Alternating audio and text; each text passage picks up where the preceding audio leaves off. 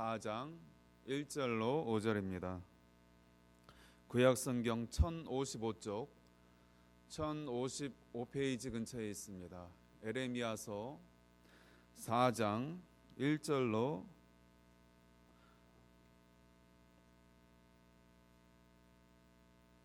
5절까지 보겠습니다.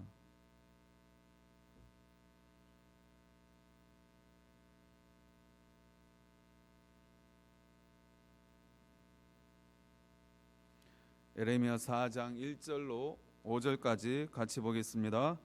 여호와께서 이르시되 이스라엘아 내가 돌아오려거든 내게로 돌아오라. 내가 만일 나의 목전에서 가증한 것을 버리고 내가 흔들리지 아니하며 진실과 정의와 공의로 여호와의 삶을 두고 맹세하면 나라들이 나로 말미암아 스스로 복을 빌며 나로 말미암아 자랑하리라.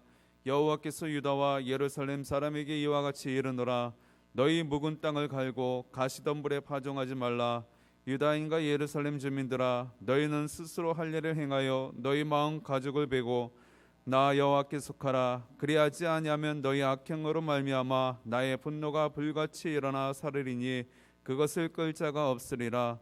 너희는 유다에 선포하며 예루살렘에 공포하여 이르기를 이 땅에서 나팔을 불라 하며 또 크게 외쳐 이르기를 너희는 모이라 우리가 견고한 성으로 들어가자 하고. 아멘.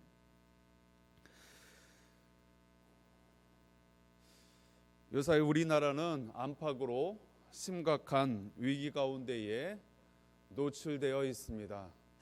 당장이라도 내일 새벽이라도 전쟁이 일어나도 전혀 이상하지 않는 그러한 시국 가운데에 저와 여러분들이 살고 있습니다. 우리 안으로도 굉장히 심각한 위기들이 있습니다. 정치와 국론이 분열되어 있고 경제는 계속해서 불황이고 또 종교 갈등이 있고 또 이념과 사상의 갈등이 있습니다. 그리고 그 대결이 있습니다. 빈부격차는 날로 심각해져 가고 있습니다. 청소년 문제, 자살 문제, 환경 문제, 대량 실직 문제, 특별히 30, 40대들의 실직 문제가 큰 사회 문제가 되어가고 있습니다. 밖으로는 잘 아시는 대로 북한의 핵 문제와 미사일 문제로 어제 오늘 이야기가 아니지만 이것이 지금 큰 화두가 되어서 지금 열강들이 이 한반도를 주목하고 있고 앞서 이야기했듯이 북한의 김정은과 미국의 트럼프 사이의 이 대결 가운데에 내일 새벽이라도 크나큰 일이 벌어질지 아닐지 알 수 없는 그러한 긴박한 가운데에 저와 여러분들이 살아가고 있습니다. 이 추운 겨울 날씨에 저 북한 정권을 보십시오. 백성들이 추위에 떨든지 굶어 죽든지 상관없이 어떻게 저렇게 꾸준하게 변하지 않고 저렇게 살아갈 수 있을까? 저 정권을 유지할 수 있을까? 백성들의 안위는 안중에도 없고 오직 핵과 미사일만을 가지고 공갈치고 그렇게 저 정권을 유지하기만을 위하여 혈안이 되어 있는 그런 모습 가운데에 여전히 있습니다. 저들은 6.25 이후에 손톱만큼도 변한 것이 없는데 저와 여러분들은 어떻습니까? 이 격동의 세월을 보내는 동안에 우리 남한 땅은 너무나도 많은 것이 변했습니다. 경제 발전과 민주화를 거치면서 우리는 너무나 많은 것을 얻었고 또 많은 것을 잃었는지도 모르겠습니다. 우리나라는 북한의 저 공산 집단들도 우리가 잘하면 변할 수 있다라고 하는 그러한 신념 속에서 대북 지원도 하고 대북 유화 제스처도 취하면서 여러 가지 노력을 지금도 기울이고 있습니다. 전 세계가 국제사회가 저 북한을 꽁꽁 얽어매고 그렇게 대북 제재를 하는 가운데서도 우리는 어떻게 해서든지 대화하려고 하고 어떻게 해서든지 지원하려고 하고 어떻게 해서든지 그 틈을 열고 북한과 평화 가운데에 화해하려고 제스처를 아무리 써도 어떻습니까? 손톱만큼도 변하지 않은 것이 저 북한 정권입니다. 지금도 우리의 목숨을 좌지우지할 수 있다라는 그 신념 속에서 저렇게 공갈치고 협박하고 저렇게 큰 소리치는 북한 정권을 우리가 코앞에 두고 살아가고 있는 냉혹한 현실이 바로 저와 여러분들의 현실이라는 사실입니다. 문제는 그와 같은 대외적인 그러한 문제뿐만 아니라 우리 안으로 너무나 큰 문제가 있습니다. 새 벽두부터 왜 저런 소리를 할까 하지만 현실이 그렇다라는 것입니다.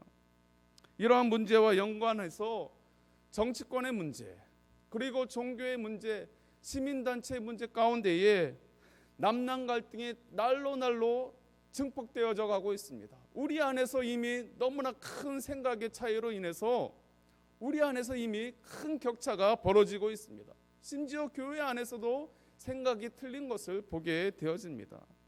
그런 모습 가운데에 이 새해 벽두부터 우리의 마음이 정말로 냉랭해져 가고 서러워져 가는 그런 모습이 우리 안에 있다라는 것입니다.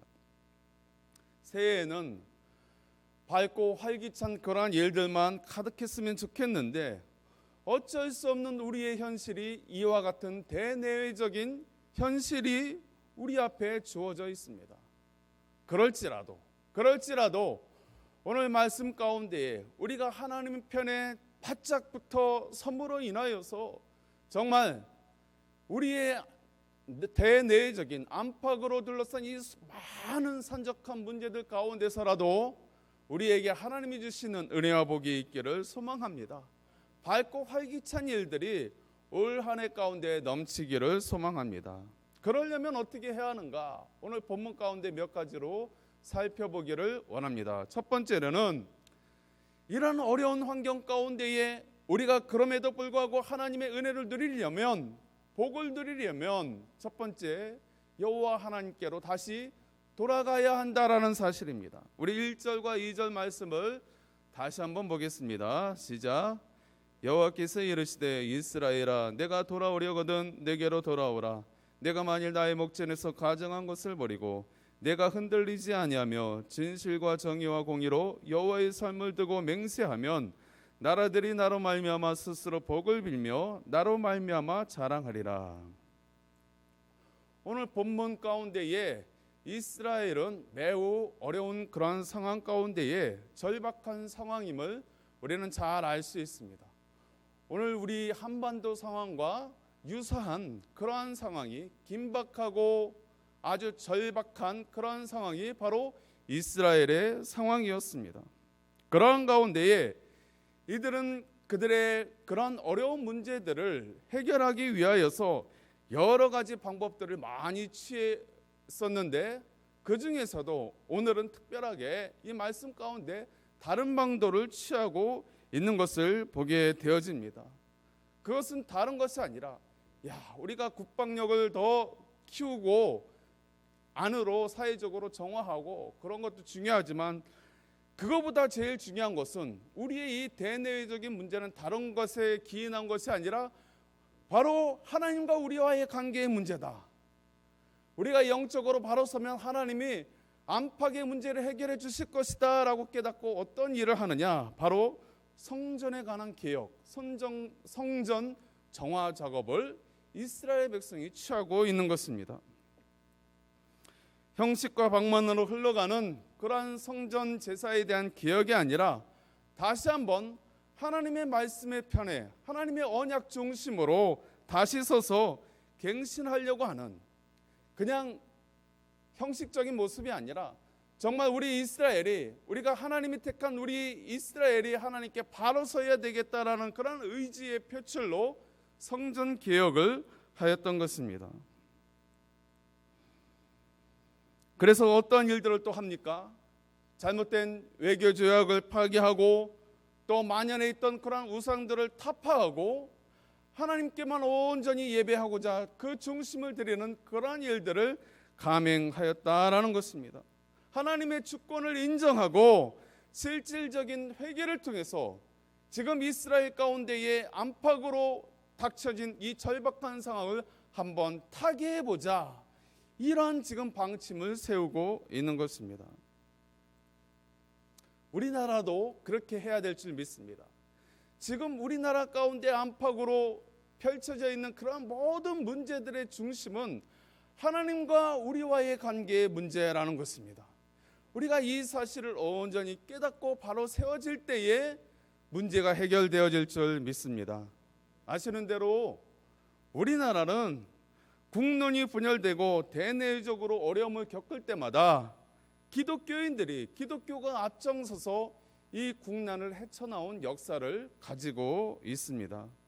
근대화의 물결 속에서 이 한반도로 유입된 서양의 선교사들, 즉 미국과 캐나다와 호주를 중심으로 한 여러 선교사들이 개혁 개방을 주도하고 교육 부분에서, 의료 부분에서 선교 사업을 중심으로 이 조그마한 은둔의 나라를 개방하여서 그들이 하나의 미랄이 되어서 근대화를 시킨 것을 우리가 보게 되어집니다. 그 밑거름 가운데에 수많은 기독교 선각자들은 일제시대를 거치면서 그 일제의 야만적인 책동 가운데서도 조국의 근대화를 위해서 우리 우민한 백성들을 일깨우고 그들을 교육시키고 신앙의 힘으로 바르게 세웠던 그런 모습을 가지고 있습니다. 또한 어떻습니까? 비극적인 6.25 전쟁과 같은 그런 국난 속에서도 하나님은 이 나라 이 민족을 사랑하셔서 전쟁의 상처와 아픔을 치유할 수 있도록, 다시 재건할 수 있도록 그런 은혜를 기독교를 중심으로 하나님이 허락하셨습니다. 하나님은 온갖 분열과 갈등과 상처로 점철된 이 나라와 백성 가운데에 예배를 통하여서 우리의 영혼을 어루만져 주시고 교회를 부흥케 하시고 이 나라 이 민족을 새롭게 하셨습니다. 경제를 성장할 수 있도록 하셨습니다. 세계의 유래 살펴볼 수 없는 초고속 성장 가운데에 하나님의 영적인 부흥과 함께 경제적인 부흥도 허락하신 것을 볼 수가 있습니다.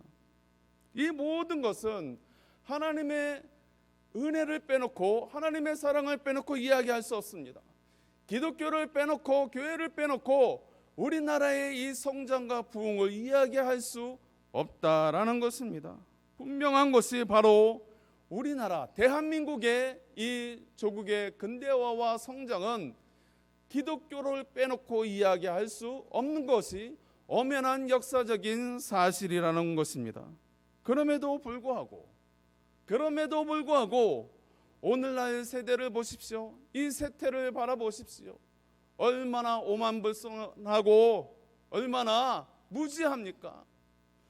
하나님이 이 땅에 은혜를 베풀어 주셔서 이 조그마한 은둔국가 아무것도 알지 못하고 문맹률이 무려 90% 이상이었던 이 나라를 서양의 선교사를 통하여서 기독교 문물을 통하여서 근대화시키고 경제를 부흥하게 하고 성장하고 영적으로 깨어나게 하고 일깨우게 하고 이렇게 놀랄만한 세계 10대 국가를 이루었음에도 불구하고 오늘 저를 비롯한 젊은 세대들은 이러한 놀라운 하나님의 은혜를 깨닫지 못하고 그것을 알지 못하고 도리어 오만불손하게 그것이 자신들의 그저 당연히 주어진 그런 권리인 양 그렇게 생각하고 오히려 다른 것을 찾는 엉뚱한 것을 찾는 그런 모습 가운데 이 세대가 지나가고 있는 것입니다. 누구의 문제입니까? 무엇의 문제입니까? 하나님의 이 반세기 만에 이렇게 놀랍게 성장하게 한 이 나라가 이렇게 위기를 당한 것이 과연 누구 때문이며 무슨 문제 때문에 이러한 일들이 벌어지고 있는 것입니까?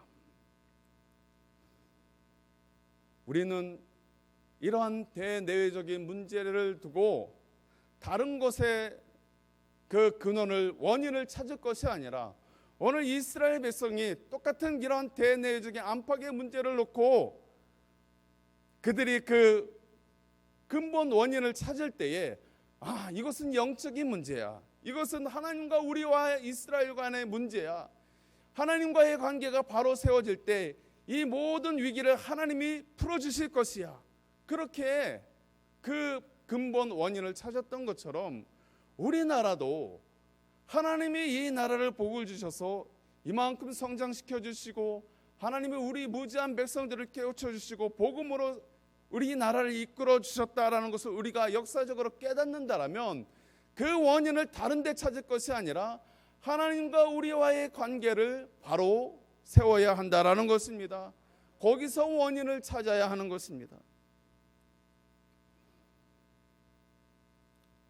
하나님은 언제나 자신의 백성이 부패한 영고로 진노하셨지 다른 이방의 땅의 이방 백성들이 잘못하여서 하나님이 진노하시지 아니하셨습니다. 하나님의 관심은 여전히 이스라엘이었습니다. 하나님이 택한 백성들이 바로 세워질 때는 하나님이 복을 주시지만 그들이 하나님을 떠나고 우상을 섬기고 하나님이 원치 않는 것에 머물러 있을 때는 하나님이 진노 가운데 그들을 돌이키기를 원하셨던 것을 우리가 성경을 통해서 보게 되어집니다.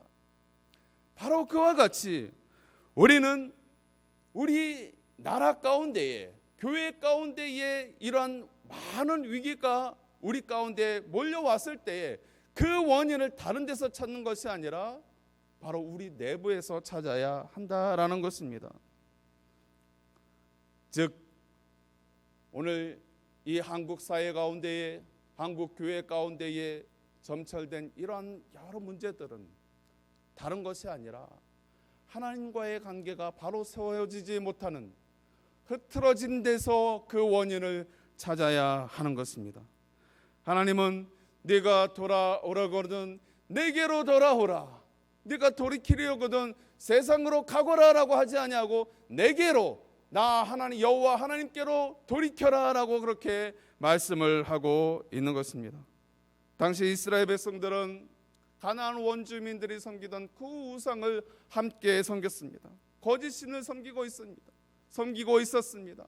여호와 하나님도 섬기면서 이방 그 가나안 원주민의 우상도 함께 섬기는 모습이 있었습니다. 하나님은 그러한 가증한 것을 버리라라는 것입니다. 오직 여호와 하나님만을 너와 내 집은 섬길 것이라 라고 말씀하고 있는 것입니다.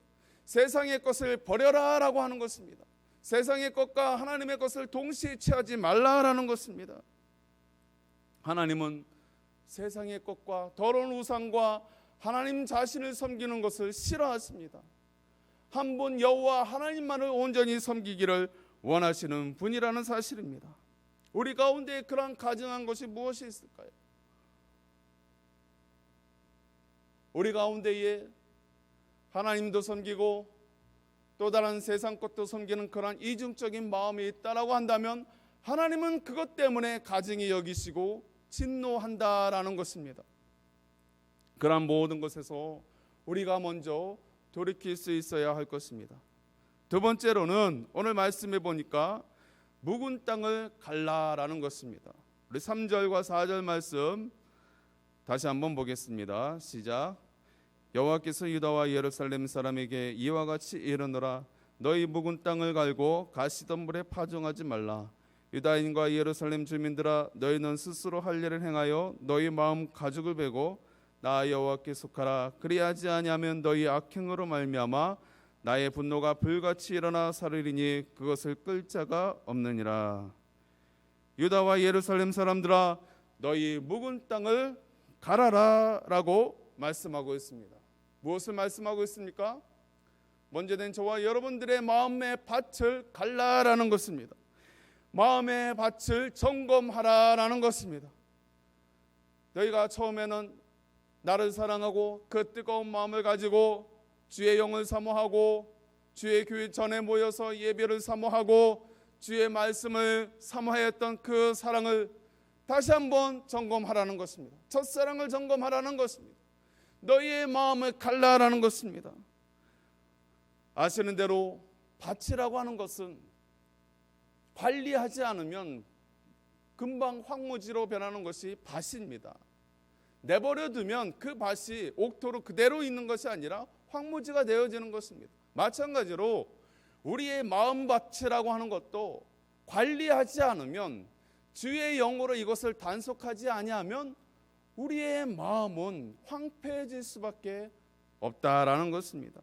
세상에 빼앗길 수밖에 없는 것입니다. 하나님과의 그 관계를 빼앗길 수밖에 없는 것입니다. 그 첫사랑을 빼앗길 수밖에 없는 것입니다. 그래서 우리의 마음을 단속해야 하는 것입니다. 마음의 밭을 갈아야 하는 것입니다. 마음의 밭을 갈아엎어야 하는 것입니다. 마음의 밭을 성령으로 무장케 해야 하는 것입니다. 주님이 그것을 요구하고 있다라는 것입니다. 이스라엘 백성들 가운데에 너희들이 처음에는 나를 사랑하고 나의 계명을 의지하고 그 율법 가운데에 너희가 지켜 행했던 그런 모습들이 다 어디로 갔느냐? 너희가 그런 모습들이 어디 가고 지금은 형식만 남아서 그렇게 예배하지만 제사를 지내지만 너희 마음이 지금 어디에 있느냐? 어디로 향하고 있느냐? 주님이 물으시고 있다라는 것입니다. 사랑하는 성도 여러분, 우리의 마음을 단속할 수 있기를 바랍니다. 계속해서 우리가 그 밭을 기경해야, 마음밭을 기경해야 하는 것입니다. 그것은 무엇입니까? 우리는 늘 주의 말씀 가운데에 주의 성령으로 우리의 마음을 단속해야 할 줄 믿습니다. 특별히 오늘 3절 말씀에 가시덤불에 파종하지 말라라고 그랬습니다. 가시덤불에 파종하지 말라. 다른 곳에 마음을 두지 말라라는 것입니다. 가시덤불은 무엇입니까? 아무리 거기 그 땅이 좋고 물이 되어져 있다 하더라도 가시덤불이 있는 곳에 씨앗을 뿌리면 자라날 수 없는 것입니다. 마찬가지로 우리의 마음 가운데에 하나님도 좋고 하나님이 기뻐하지 않는 곳에 우리의 마음을 쏟고 거기에 에너지를 쏟는 그 모든 것이 가시덤불인 것입니다. 하나님이 싫어하는 것에 우리의 힘을 쏟는 것이, 거기에 에너지를 쏟는 것이 바로 가시덤불이라는 것입니다. 거기에 씨를 뿌리지 말라라는 것입니다. 에너지를 낭비하지 말라라고 말씀하고 있습니다. 또 한 가지는 4절에 보시면 너희는 스스로 할 일을 행하여 너희 마음 가죽을 베고 나 여호와께 속하라라고 그렇게 이야기하고 있습니다. 할례는 하나님과 나와의 언약의 상징인 것입니다. 나는 너의 하나님이 되고 너희는 내 백성이 되리라라고 하신 하나님과 나와의 언약의 상징이 바로 할례인 것입니다. 그 증표로 너희의 마음에 가죽을 베어라라고 말씀하고 있습니다. 나의 의지와 생각과 지성과 내 감정을 주님 앞에 다 내려놓기를 원하는 주님의 말씀, 내가 주님 앞에 순복하겠습니다. 주의 말씀 앞에 다시금 그대로 따르겠습니다. 내 생각, 내 의지를 주님 앞에 내려놓겠습니다. 이것이 바로 할례인 것입니다. 세 번째로는 악에 미련하고 선에 지혜로운 자가 되어야 하는 것입니다. 22절 말씀, 오늘 본문은 아니지만 22절 한번 보겠습니다. 내 백성은 나를 알지 못하는 어리석은 자요 지각이 없는 미련한 자식이라. 악을 행하기에는 지각이 있으나 선을 행하기에는 무지하도다. 4절 이하의 말씀은 우리에게 경고의 메시지를 던져주고 있습니다. 나 여호와께 속하라. 너는 다른 곳에 마음을 두지 말고 내게 속하라. 그리하지 아니하면 계속해서 너희가 형식적인 예배만 있고 마음은 세상 가운데서 너희의 마음을 단속하지 아니하고 마음의 할례를 받지 아니하고 세상 사람과 방불한 모습으로 그렇게 계속 너희가 살 것이면 내 은혜를 망각하고 이 세상의 즐거움 가운데 이 세상의 것을 취하여서 이 세상의 우상, 이 물질의 우상 가운데에서 취하여 너희가 그대로 살 것 같으면 뭐라고 말씀하고 있습니까? 경고의 메시지를 우리에게 던져주고 있는 것입니다. 너희가 계속해서 그렇게 행할 것이면 무시무시한 하나님의 진노 가운데에 전쟁을 예비하고 있다라는 것을 말씀하고 있습니다. 에레미야 선지자를 통한 여호와 하나님의 메시지는 아주 강력하고도 단호한 내용을 담고 있는 것입니다. 그만큼 지금 이스라엘 백성들의 그 죄악이 관영하였다라는 것입니다. 하나님이 참고 또 참고 두고 보시면서 언제쯤 저희들이 마음을 돌이킬 것인가, 그 마음을 내게로 돌이킬 것인가 하나님이 계속해서 두고 보시면서 기회를 주시고 또 주시고 그렇게 하셨다라는 것입니다. 하나님은 인자와 자비가 무궁하신 분으로 오래 참으시고 하나님의 백성들이 그 마음을 들이켜서 온전히 세워지기를 원하시는 하나님이라는 사실입니다. 그러나 하나님은 끝까지 참지 않으십니다. 하나님의 백성들이 죄악 가운데서 오만불순한 태도 가운데서 계속해서 그렇게 세상으로 나아가도록 내버려 두지 아니하십니다. 그 죄악 가운데서 하나님은 돌이키기를 원한다라는 사실입니다. 우리의 자녀들이 잘못되는 것을 뻔히 알면서도 계속해서 그저 내버려 두는 부모는 없을 것입니다. 마찬가지로 하나님은 하나님의 자녀된 주의 성도들이 세상 사람들처럼 계속해서 세상의 마음에 빼앗겨서 그렇게 살게 내버려 두지 아니하신다라는 것입니다. 때로는 채찍질을 통해서, 진노를 통해서, 때로는 무시무시한 전쟁을 통해서라도 돌이키게 만드는 것이 하나님이신 것입니다. 이스라엘아, 유다인과 예루살렘 주민들아, 너희는 돌아오려거든 나에게로 돌아오라. 세상으로 향하지 말고 내게로 돌아오라. 하나님이 하나님의 자녀된 저와 여러분들에 대한 호소인 것입니다. 우리는 로마서 16장 19절에서 너희가 선한 데는 지혜롭고 악한 데는 미련하기를 원하노라 라고 하셨습니다. 로마 교회를 향한 바울의 이 구구절절한 외침이 우리의 외침이 되어야 하는 것입니다. 선과 악에 대해서 무뎌져가는 이 세대 가운데에 주님은 너희는 이 세대를 본받지 말고 분명히 말씀하시면서 선과 악을 분명히 하라라고 말씀하고 있습니다. 이 세대의 특징은 선과 악을 불분명하게 만드는 것입니다. 무엇이 선인지 무엇이 악인지 그런 것 따지지 말고 너 좋은 대로, 내 눈에 보기 좋은 대로, 내 좋은 대로 행하는 것이 선이야. 그러한 가짜 선에 우리를 현혹하고 있는 것이 오늘날 세대인 것입니다. 그러나 뭐라고 말씀하고 있습니까? 너희는 선한 데 지혜롭고 악한 데 미련하기를 원하노라. 분명히 하라는 것입니다. 그 선악과에 취하여서, 세상에 주는 그 선악과에 취하여서 무엇이 똥인지 무엇이 된장인지 알지 못하고 분별하지 못하는 그런 모습 가운데에 너희 자녀된 성도들이 그렇게 살면 내가 가만두지 않을 거야. 경고의 메시지를 주고 있는 것입니다. 사랑하는 성도 여러분, 오늘날 이 나라와 민족, 이 지구촌의 위기는 다른 데 있는 것이 아닙니다. 바로 우리 가운데 있는 것입니다. 사람에게서 시작된 것입니다. 사람 안에 보이지 않는 우리의 마음으로부터 이 위기가 출발하는 것입니다. 더 정확하게 말하면 세상 사람들의 마음이 아니라 바로 저와 여러분들의 마음입니다. 여기서 이 위기가 시작되었음을 깨달아야 합니다. 그리고 돌이켜야 합니다. 오늘 말씀에 있는 대로 우리의 마음밭에 할례를 다시 받아야 합니다. 그 밭을 갈아엎어야 하는 것입니다. 그럴 때에 긍휼과 자비가 무궁하신 그분의 은혜를 우리가 힘입어서 이 안팎의 위기 가운데 쌓여있는 이 나라가, 이 민족이, 이 교회가 다시 부흥하고 성장하고 우뚝 서게 될 줄 믿습니다.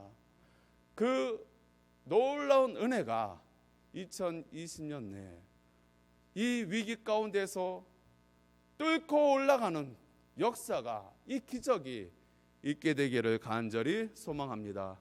하나님 아버지 감사합니다.